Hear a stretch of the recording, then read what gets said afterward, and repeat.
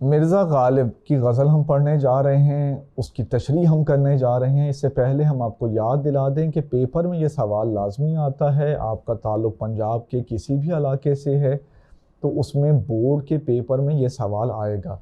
Federal میں یہ سوال جو ہے اور طریقے سے آتا ہے، اور پنجاب کے جو دیگر بورڈز ہیں ان میں یہ اور طریقے سے آتا ہے۔ آپ tutoria.pk پر جا کر جس علاقے سے آپ تعلق رکھتے ہیں وہاں کے بورڈ کا پیپر سرچ کر سکتے ہیں، اور اس کے مطابق جو ہے وہ آپ اندازہ کر سکتے ہیں کہ یہ کس طرح کا سوال آئے گا، اس میں کیا پوچھا جائے گا اور اس کو کس طرح اٹیمپٹ کرنا ہے۔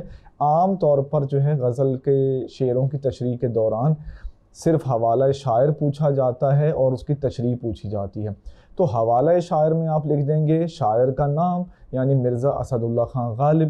آپ نے وہ نام لکھنا ہے جو کتاب میں درج ہے، نہ مختصر کرنا ہے نہ طویل کرنا ہے، جو کتاب میں درج ہے ہو بہو آپ نے وہی لفظ لکھ دینے ہیں۔ اس کے بعد ڈائریکٹ باری آ جاتی ہے تشریح کی۔ ہم آپ کو بتا چکے ہیں کہ غزل میں کوئی سیاق و سباق جو ہے وہ نہیں ہوتا۔ غزل کی پہچان ہی یہ ہے کہ اس کا ہر شعر ایک علیحدہ معنوی اکائی ہوتا ہے، اس کا پہلے والے شعر سے اور بعد والے شعر سے کوئی معنوی تعلق عموماً نہیں ہوتا۔ تو ہم بڑھتے ہیں پہلے شعر کی طرف، تو پہلے سے درست آہنگ میں پڑھیں گے، اس کے بعد ہم تشریح کی طرف بڑھیں گے۔ تو اس کو آپ ملاحظہ کر سکتے ہیں یہ شعر کہ دل ناداں تجھے ہوا کیا ہے، دل ناداں تجھے ہوا کیا ہے، آخر اس درد کی دوا کیا ہے، آخر اس درد کی دوا کیا ہے۔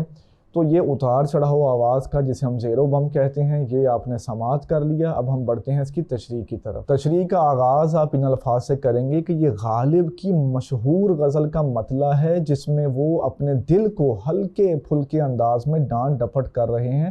وہ دل سے اس بات پر خفا نظر آتے ہیں کہ وہ خواہ محبت کا روگ لگا بیٹھا ہے۔ اس کے بعد آپ یہ لکھ سکتے ہیں کہ اس مطلع میں ردیف کیا ہے، سوالیہ نہیں بلکہ یہاں اس کا مقصد دل کو ملامت کرنا ہے۔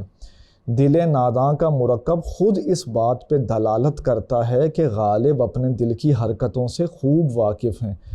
یہاں بیچارہ دل فقط اس بات پہ زیر عتاب نہیں کہ وہ محبت میں مبتلا ہو چکا ہے، غالب کے درد سر کی وجہ یہ ہے کہ دل نے جو محبت کا روگ پال لیا ہے اس کی کوئی دوا ہی نہیں۔ اس بات پہ غالب کی پریشانی دوہری ہو جاتی ہے۔ آخر میں آپ میر تقی میر کا یہ مشہور شعر لکھ سکتے ہیں کہ یاد اس کی اتنی خوب نہیں میر باز آ، یاد اس کی اتنی خوب نہیں میر باز آ، نادان پھر وہ جی سے بھلایا نہ جائے گا۔ تو یہ شعر آپ لکھ دیں گے، تشریح آپ کی مکمل ہو جائے گی۔ آئیے بڑھتے ہیں دوسرے شعر کی طرف۔